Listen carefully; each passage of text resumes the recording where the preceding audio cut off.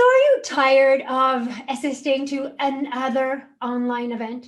I really think that we're entering this phase where we need to reinvent how we do virtual events. And this could be an event that you do for the firm organizes for 200 people, or it can be an event that you're organizing for 10 people. Regardless, it's time to reinvent it because people had enough of just another webinar. So this week we talk with Kate, who is a virtual producer. So basically, she's the one backstage virtually helping to coordinate and bring more interaction, life, fun to your next virtual event. Welcome, Kate. How are you today? I'm so excited, Sarah, to be here. I really, really have been looking forward to this. Love the opportunity to be able to share some ways to shed some light on, just our virtual world now. Definitely. And it's definitely changed how we do pretty much everything. And we're sharing just before we started recording that the virtual world is here to stay. Yes. Like we I will hope so. definitely do as like everything virtual, but we're not going back to the old way things were doing. Right. So before we go into our topic of today, if you could take a moment to introduce yourself, please. Certainly. So, interestingly enough, I have a background in television news. I spent about a decade as a virtual, here I am throwing that into the mix already, as a reporter, an anchor, and a producer, which the producer part was the key word that segued me into my current role of nearly a decade now as a virtual producer. So I started helping with virtual classrooms, and then even in the last 2 years, really, with the pandemic, things have just exploded, obviously, just with training, train the trainers, conferences, all types of things. So it's really been 2021 specifically has been a year of the yes for Kate. I've just been trying new things and delving into new opportunities, podcasts and live streams and all kinds of new opportunities to be a producer. And there's so many opportunities, as you say, right now in the virtual world. And I'm seeing even a lot of firms doing virtual events. And I've been speaking to many of the virtual events. So this is really, so we met through a virtual event, obviously, right. Where what you presented really caught my attention. And that's really why I wanted us to talk today is, what are some of the mistakes people do when they're either as a firm organizing a virtual event or as an entrepreneur organizing a virtual meeting? Well, I would say, and even as you just being tongue-tied in that moment as you were, I think that people get so caught up in being so stringent about how, we're doing things now, but we really are. This whole virtual realm has shone a light on just reality, so it doesn't have to be so structured and so stringent anymore, so we create an invite and we get people in and we just go with the flow. I think that it's a great opportunity to really listen to people. So we don't have those opportunities that we did before with, conversations in the elevator or walking out of work together to your vehicle, I don't know, at the coffee machine, whatever people always say, at the water cooler, lunch together. We don't have those opportunities anymore. So I think that when people are having these virtual sessions, they're trying to cram so much in. They have an agenda, they have an itinerary, and they want to follow it to a T. And that's just not how things are going anymore. I mean, cats are crawling across keyboards and kids are climbing over your shoulder and pulling your hair. And I'm speaking from experience, so crazy things. Have you been at my place for the last week or so? You've seen it. Everyone's seen it at this point. Wild things are happening. And it just is. It's just our lives. And it's been so enlightening to go, oh my gosh, I'm so relieved that your kid is over there, going, mom, I have a kid, like pulling my arm. I need cereal. I need this. And I'm like going out of the frame. Wait, I'm really here still. But I think that if you just let it be, and just do what really just feels right in the moment. So like the best facilitators or whoever's in charge of the virtual event, the best ones that I'm seeing are the ones who are going, okay, yeah, that's great. I would love to get to these 5 things today, but you need time too. We don't have a voice. I'm stuck here. I work from home and I have, little ones, and not a whole lot of adult, other than this, not a lot of adult conversation happening. This is my adult conversation every day. So taking the time to go, okay, yeah, I would really love to hear your feedback, and really taking time to debrief something and hear from the people who are on the line and gathered. I think what people have to just hop onto these events and just listen. It's just another webinar, and it's just another boring, and I sign on to this and then I click off and I sign on to the next one. And I had no time. It was just me listening, me taking notes, me, all of that Zoom Checking my drain. email at the same time. And Yes, all of that. Yeah. okay, so yes, so definitely yes, like trying to make it all seem perfect, Yes, cramming it's not. so much information in there. And so the event that where I met you was an online event. And so if let's say like we have somebody who organizes an event for a firm, what are some of the good practices that they can use to organize an event? And it can be an event where you can have 200 people, but it can also be an entrepreneur who's doing an event with 20 people. Right. Right. I think people really like to be acknowledged. I see a lot of, so there are events where you can create it like a webinar where all of your participants are kind of behind the curtain, off to the side, however you want to describe it, but they don't have the same connectivity as just a Zoom meeting like this or whatever platform you're using. So, greeting people, giving people a voice, making sure that throughout you are constantly reaffirming to people, hey, you're hearing a lot of me. I want to hear from you. Come off of mute, put a hand up, let me know what you need. You need a break, put up a coffee cup. You want to take 5 minutes? Like, this is your time too. I don't want this to feel like, you just signed on here and you feel like you're glued here. You can't go anywhere. You can't even take a sip of water. You can't, deviate from what you need to do. I think that it's really important to be transparent and be fluid and just be accepting of the way the world is now. So how do you go and get that interaction? Because I find that whenever we do events, first of all, there's some people who don't turn on their camera. If they're on Zoom on that, they don't turn on their camera. And then you see other people that you see them like this, that they're on their phone, that they're like on Facebook or answering emails somewhere else. Yeah. How do you go and get, so you want and create that interaction with people? I sat in on, I was the producer for a session one time, and this facilitator was talking about this specifically, and it was really great. She mentioned a lot. She had a lot of statistics about hooking. You have to hook them initially, right off the bat, like within the first minute, they're deciding whether you are credible, whether you are worthy of their time. So right off the bat, you need to establish comfort, establish, maybe a sense of fun or whatever tone you're wanting to set. Go ahead. Yeah. I think that's a huge one though. Fun. Yeah. Zoom. Right.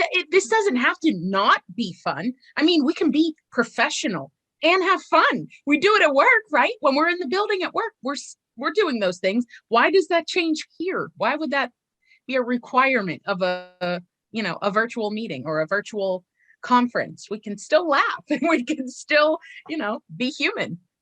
So I think, go ahead. Hook.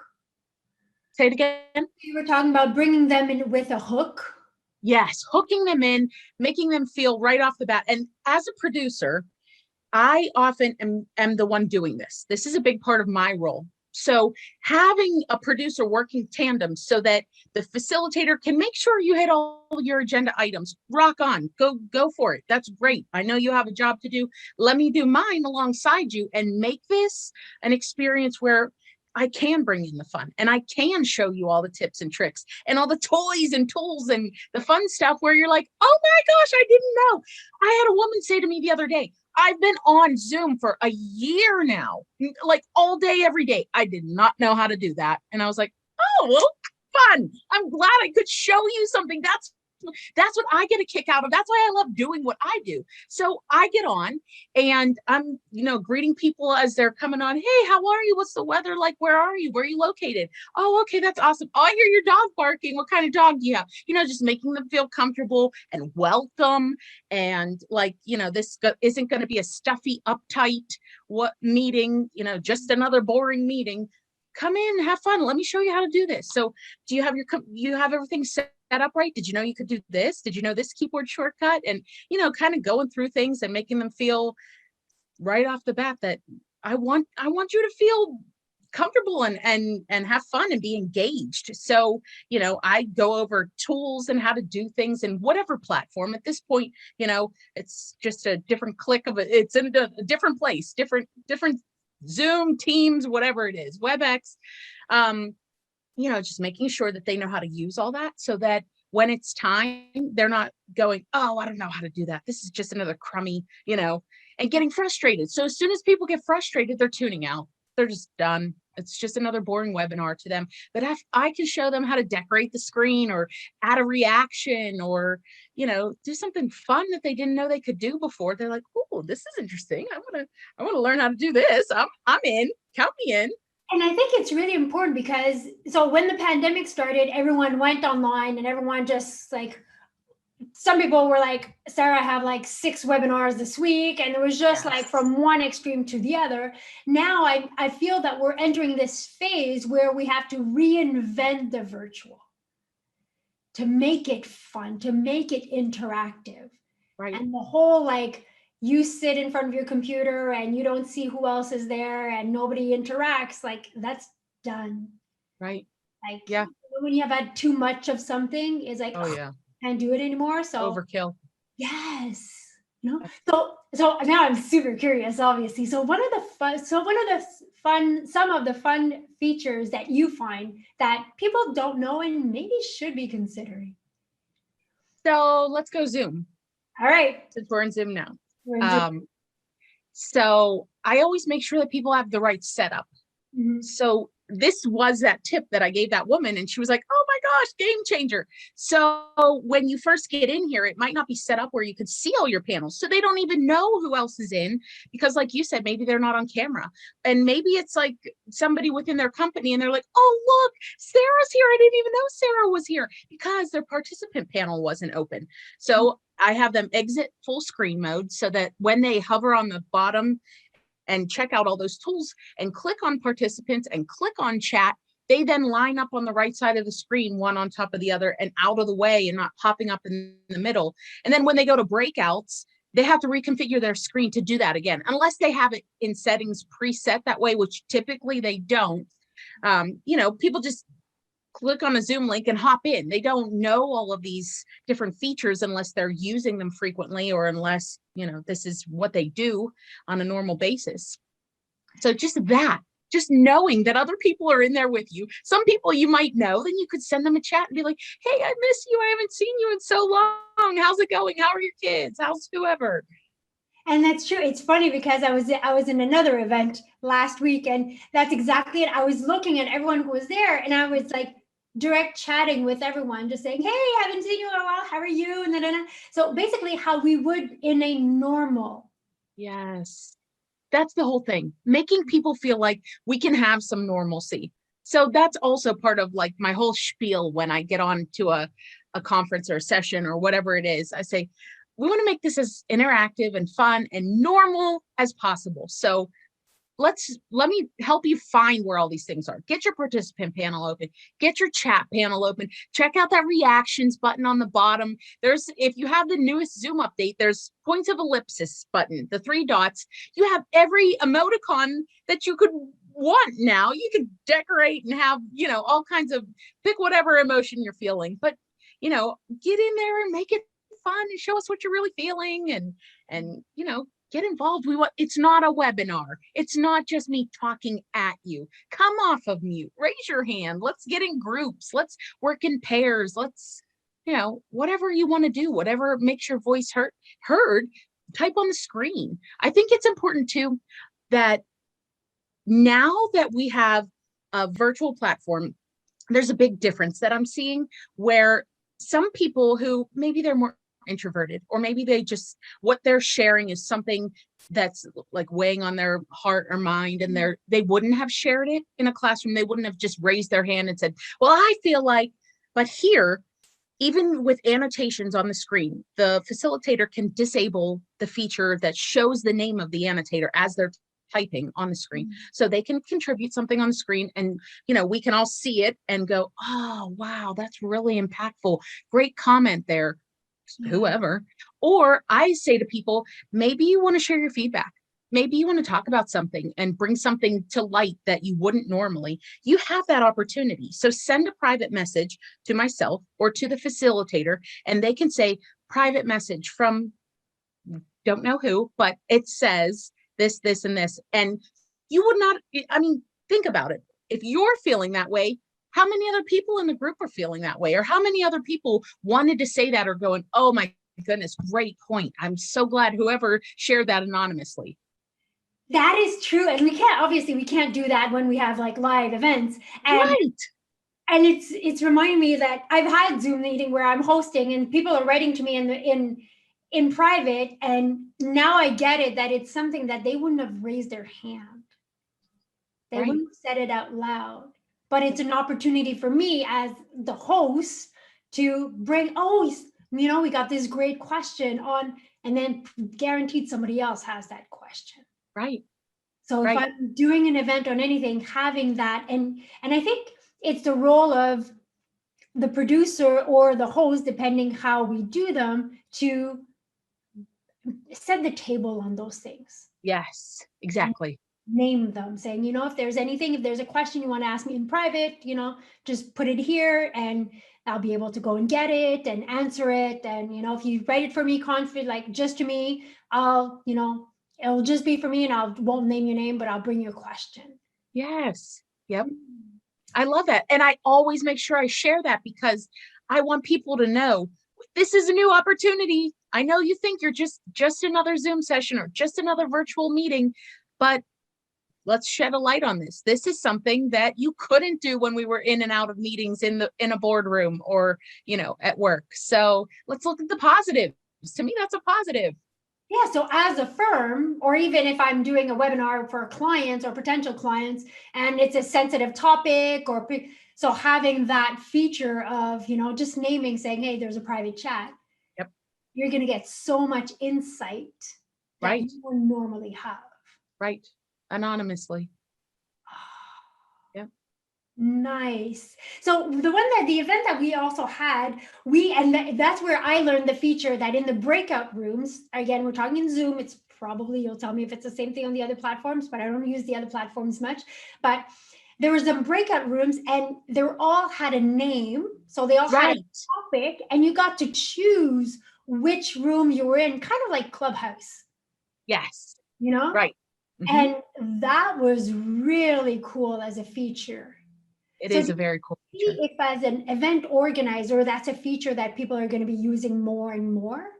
Oh, definitely. Here's what I've seen. I've done some conferences recently, and you know how you might have, so picturing a conference, tables all lined up, and you could stop at a table and maybe visit with a business or so you have this visual, right? So each room, like you're saying, is named that table's specialty or topic, whatever. And so we have a networking event within our event where, like you're saying, you can choose your own room.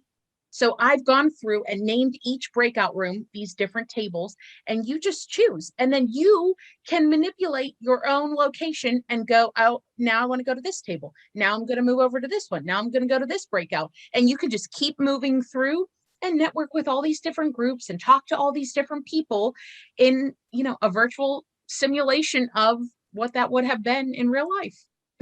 That is so cool. So that's really bringing like the next version of online events to that interaction. Because I think like people had enough right now of like another webinar, like you say. Right, And right. it's how do we make it interactive? How do we make this fun again? Yes. So That's it's definitely getting together. It's definitely connecting. The breakout rooms are absolutely 125% essential in all of these. I think these people need to talk to each other.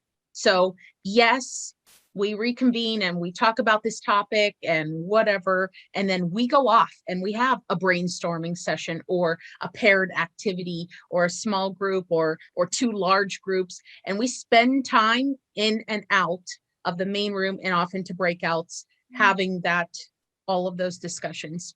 That's how people are feeling like they're involved and that's keeping them engaged. yeah, and I'll be fully honest. Like the first times I was put in breakout rooms, and still now I'm always like, ugh, like because I'm a pretty shy person, and like I like my bubble, and Oh, But I have to say, like the majors, have pretty much all been in different breakout rooms. So, right. like, if you're sending people in breakout rooms, bring them with a mission, like an intent and things like that. Put a framework around it. But yeah, Yes, definitely, it's been there, and we do it in live events as well. Like right. we talk when we do and I'm sure you do the same when you do a conference. At one point, and say, well, share with the person at your right, at your left, of what were you key findings or whatever, because we're social animals. Right, right.